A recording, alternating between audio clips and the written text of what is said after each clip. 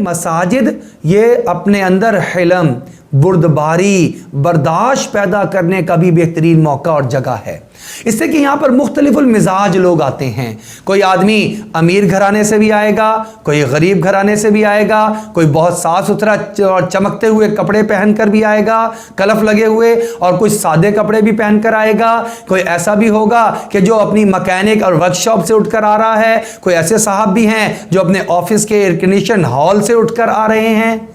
ہر طرح کے لوگ اللہ کے گھر آ گئے ہو، اللہ کے بندے ہو، اللہ کے غلام ہو، اللہ کے سامنے ایک صف میں اکٹھے کھڑے ہو جاؤ۔ اب یہاں پر کچھ ناگواریاں بھی، کچھ تعلیم یافتہ ہیں، کچھ غیر تعلیم یافتہ، کچھ تربیت یافتہ ہیں، کچھ غیر تربیت یافتہ، ان سب کے سارے ملنے جلنے سے یقیناً ایسے حالات پیدا ہوں گے، ایک مشترکہ ایسا ماحول بنے گا، کسی کے اس میں مزاج پر گھراں بھی گزر سکتا ہے، لیکن یہیں پر برداشت کر رہا ہے تو حلم پیدا ہو رہا ہے، بردباری پیدا ہو رہی ہے، مسلمانوں کو آپس میں برداشت کرنے کا حوصلہ بڑھ رہا ہے۔ اس کے بارے میں آپ کے سامنے وہ حدیث مبارکہ ضرور رکھتا ہوں جو کہ بخاری شریف کی روایت ہے۔ سیدنا ابو ہریرہ رضی اللہ عنہ روایت کرتے ہیں کہ ہم مسجد نبوی میں بیٹھے ہوئے تھے کہ اتنے میں ہم نے دیکھا آپ صلی اللہ علیہ وسلم بھی تشریف فرما تھے، ہم بھی بیٹھے ہوئے تھے، بڑی اچھی مجلس چل رہی تھی۔ ہم نے دیکھا ایک دیہاتی آیا ہے اور وہ مسجد نبوی شریف کے اندر داخل ہوا اور اس کو پیشاب محسوس ہوا، اس نے اسی وقت میں پیشاب کرنے کے لیے وہ بیٹھ گیا اور مسجد نبوی کے اندر ہی پیشاب کر دیا۔ اب صحابہ نے دیکھا تو فوراً بھاگے کہ اس کو روکیں، اس کو پکڑیں کہ یہ کیا کر رہا ہے۔ اب آپ صلی اللہ علیہ وسلم نے کیا فرمایا؟ چھوڑ دو اس کو، اب نہ اس کو کچھ کہو، اب اس کے پیچھے بھاگو گے، پیشاب کرتے کرتے درمیان میں روک نہیں پائے گا، روکے گا تو تکلیف ہوگی، اللہ کا بندہ ہے، اور اگر یہ تمہارے اپنے قریب آتا دیکھ کر یہ بھی اٹھ کے بھاگنے لگا، ابھی پیشاب اور گندگی ایک جگہ پر ہے، یہ پھر مسجد میں اور جگہ پر پھیلے گی۔ اب تو اس نے ایک حرکت اور ایک کام شروع کر دیا، اب تھوڑا سا صبر کر لو۔ چنانچہ صبر کرنے کی تلقین دی، برداشت کرنے کی، اور کتنا غلیظ کام، پیشاب۔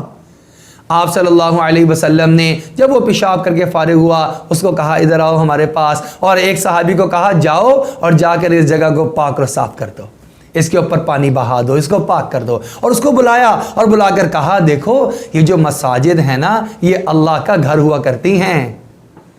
اس کے اندر پیشاب اور نجاست اور گندگی پھیلانے کی گنجائش نہیں ہوتی، یہ وہ جگہ ہیں جہاں پہ اللہ کا ذکر کیا جاتا ہے، اللہ کو یاد کیا جاتا ہے نماز کے ذریعے سے، عبادات کے ذریعے سے۔ وہ صحابی بعد میں بہت خوب طریقے سے کہا کرتے تھے کہ میں نے ایسا سمجھانے والا کائنات میں کوئی نہیں دیکھا جیسا کہ محمد الرسول اللہ صلی اللہ علیہ وسلم کو دیکھا۔ ما ضربنی، انہوں نے مجھے مارا نہیں، انہوں نے مجھے ڈانٹا نہیں، انہوں نے مجھے محبت سے بلایا، محبت سے سمجھایا۔ یہ ہوتے ہیں نبی اور ان کے اخلاق۔ اس لیے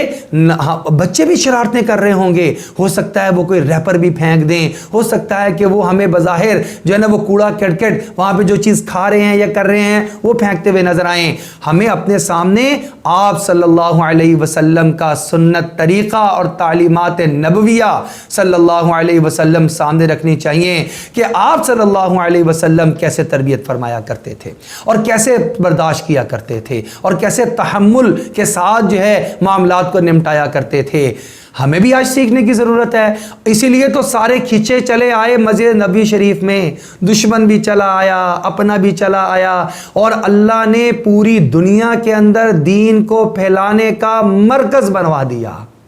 آج ہماری مسجدیں ہمیں اپنی ہدایت کے لیے پورا طرح مرکز نظر نہیں آ رہی، چاہے جائے کہ پورے محلے کی ضروریات، ایمانی ضروریات، دینی ضروریات، ان کو پورا کرنے کی بات کی جائے تو اس میں شاید قصور ہمارا بھی ہے. ہمیں اپنے سینوں کو وسیع کرنا ہوگا. مسجد کو دوبارہ وہ مقام دینا ہوگا جو اس کا مقام تھا. مسجد اس لیے نہیں ہے کہ فرض نماز ادا کی, اس کے بعد نمازیوں کو باہر نکالا اور اس کو تالا لگا دیا, اب اگلی نماز کے وقت میں کھلے گی. یہ ہماری کوتاہی کی بنیاد پر یہ حالات پہنچے ہیں. اسی لیے ہمارے اپنے حالات بھی کمزور ہیں. جس دن مسجد آباد ہو گئی اس دن یقین کر لیجئے مسلمانوں کے گھر, ان کا معاشرہ آباد بھی ہو جائے گا اور ترقی کی طرف چل پڑے گا, اپنا وہ مقام پائے گا جو اللہ رب العزت نے اس کے لیے دنیا میں رکھا ہوا ہے.